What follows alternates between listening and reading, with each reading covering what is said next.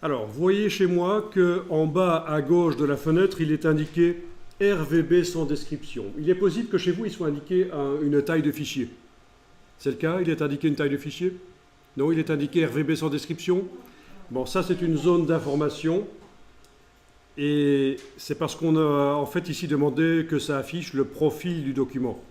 Normalement, ça indique au départ dans Photoshop, ça indique les tailles du document, comme ça. Il faut le demander que ça indique le profil du document. Quelqu'un avait déjà demandé pour vous que cette zone en bas à gauche indique quel est le profil du document, c'est-à-dire pour quel matériel elle est prévue, l'image qu'on voit là. Bon, mais il est indiqué RVB sans description, ça typiquement c'est quand Photoshop ne sait pas pour quel matériel elle est prévue.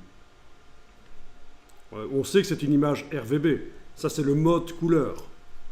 Les couleurs sont faites par mélange de lumière rouge, vert, bleu. Mais les différents matériels, ils ont différentes lumières rouge, vert, bleu. Je veux dire, un matériel Profoto, il crée les couleurs par mélange de rouge, vert, bleu. Un matériel sRGB aussi, mais c'est pas le même rouge, c'est pas le même vert, c'est pas le même bleu. C'est ça tout le problème en fait, c'est qu'ils n'ont pas les mêmes caractéristiques techniques. Et donc, oui, on sait que ces photos ont des couleurs qui sont faites par mélange de lumière rouge, vert, bleu, mais on ne sait pas exactement quel rouge, quel vert, quel bleu. On ne sait pas pour quel matériel l'image est prévue. Alors, il est possible que vous voyez des palettes sur la droite dans votre Photoshop. On va s'en débarrasser. Pour s'en débarrasser, vous allez utiliser des touches. Je vous montre sur mon clavier ici virtuel. Il va falloir enfoncer la touche majuscule et en même temps la touche tabulation sur votre clavier. Et ça va faire disparaître les palettes de droite, majuscule tabulation, d'accord? Ensuite, ben oui, ça nous donne plus d'espace sur l'écran, donc c'est pas plus mal. Ensuite, vous allez demander que les 3 images qui sont actuellement ouvertes, on n'a bien que 3 images, hein. Regardez le menu fenêtre, est-ce que vous avez bien 3 images qui sont ouvertes? La liste ici en bas, il n'y en a pas plus, hein. Donc vous allez demander que les 3 images qui sont actuellement ouvertes s'affichent côte à côte dans Photoshop. Et pour ça, vous allez dans le menu fenêtre, réorganiser, et vous demandez 3 vignettes verticales. Fenêtre réorganisée, 3 vignettes verticales.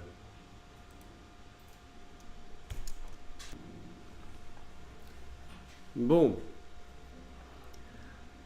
Alors, vous allez activer la main dans la palette des outils. Et quand l'outil, la main, est activée, vous allez dans les options là au-dessus et vous allez activer cette option qui s'appelle défilement des fenêtres. À partir de là, quand vous mettez la main sur n'importe laquelle des 3 images et que vous cliquez bouger, ça devrait bouger les 3 images ensemble.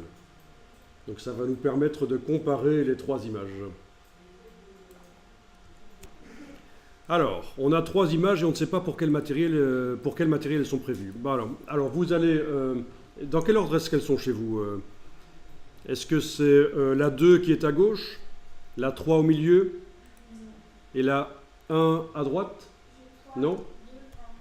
Vous avez 3, 2, 1. D'accord, je vais les mettre dans le même ordre que vous, comme ça ce sera plus clair. 3, 2 et 1. Voilà. Alors, la première image, la 1, non, celle de gauche, je veux dire la 3. Celle de gauche, la 3. Je vais indiquer que c'est pour du matériel sRGB. On ne sait jamais, si j'ai de la chance, ça va fonctionner. Je fais tomber, c'est peut-être celle pour un matériel sRGB. Alors, pour indiquer ça, ben d'abord, vous activez l'image en cliquant sur sa barre de titre, l'image numéro 3, et vous allez dans le menu Édition, Attribuer un profil. Ne confondez pas avec convertir en profil, c'est pas la même chose. Ici, c'est convertir en profil, c'est quand on veut adapter une image, on sait pour quel matériel elle est prévue, et on veut l'adapter pour un autre matériel. Ici, on veut indiquer à Photoshop pour quel matériel cette image est prévue. C'est pas l'adapter pour un autre matériel, c'est lui indiquer pour quel matériel elle est prévue. Donc c'est édition, attribuer un profil. Et dans la boîte ici, vous allez choisir d'attribuer un profil, lequel, ben, on va essayer Profoto. Voilà, Profoto. OK. Ensuite, l'image du milieu, l'image numéro 2, On va dire que c'est une image Adobe RGB, donc même chose, édition, attribuer un profil, et vous allez indiquer que c'est du Adobe RGB.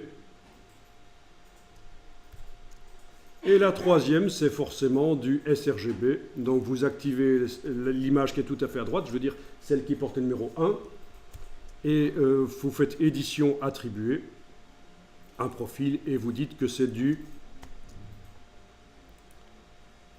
Alors j'avais fait quoi? J'avais fait, oui, Profoto et Adobe RGB, maintenant je fais sRGB, c'est le troisième.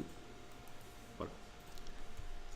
Vous voyez maintenant qu'en bas à gauche des fenêtres, on a indiqué pour quel matériel ces images sont prévues. Sauf que ça ne marche pas. Normalement, une image, quand on la sort sur 3 matériels différents, elle doit sortir avec les mêmes couleurs si on a bien fait le boulot, malgré que les matériels ont des caractéristiques différentes. Ce qui se passe ici, c'est que j'ai indiqué n'importe comment, telle image c'est pour du Profoto, telle autre c'est pour du sRGB, et en fait j'ai certainement indiqué que l'image sRGB, c'est en fait celle qui est pour le Profoto. En fait, je me suis gouré, quoi. C'est pas bon, et vous voyez qu'on a vraiment des choses différentes. Donc ce qu'on va faire ici, c'est qu'on va repasser en revue les 3 images, édition, attribuer un profil, et on va cocher l'option ne pas gérer les couleurs de ce document. Donc en fait, quelque part, on annule ce qu'on a fait. Édition, attribuer un profil, ne pas gérer les couleurs de ce document.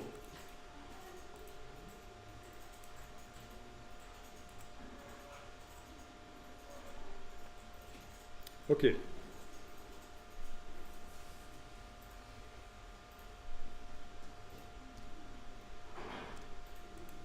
Alors on va essayer de procéder méthodiquement. On va travailler sur l'image numéro 3, celle qui montre la salade qui est la plus irréelle. D'accord? Au niveau des couleurs, c'est vraiment très saturé. C'est pas très appétissant, on dirait du plastique. On croirait que ça sort de dinette pour enfants. Et on va tester. On va faire édition, attribuer un profil. Donc c'est l'image numéro 3. Édition, attribuer un profil. Vous avez l'option aperçu qui est cochée. Vous allez pouvoir regarder ce qui arrive à l'image quand on dit qu'elle a tel ou tel profil. Alors, si j'indique Adobe RGB, est-ce que c'est valable? Bon, c'est pas trop mal.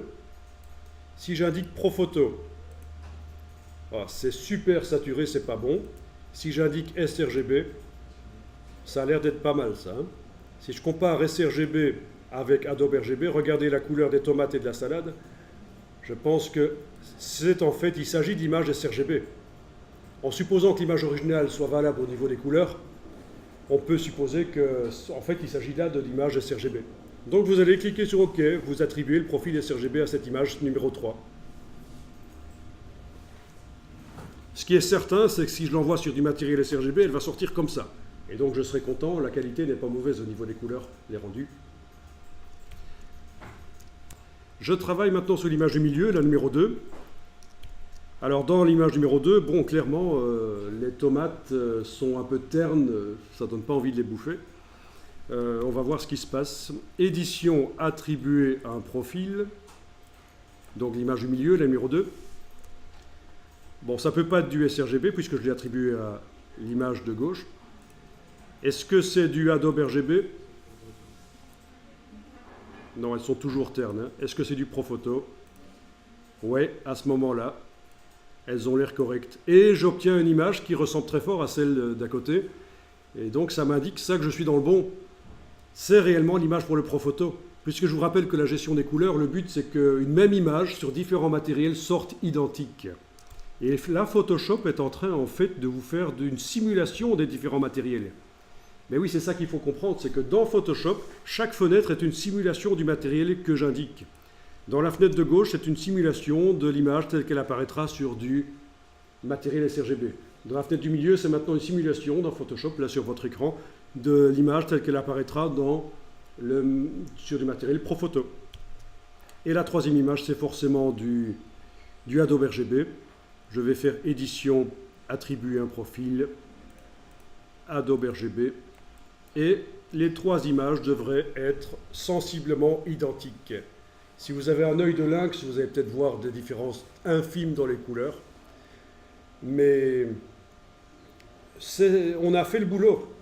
On avait 3 images prévues pour 3 matériels différents, mais on ne savait pas laquelle correspondait à quel matériel. Et là, c'est bon maintenant.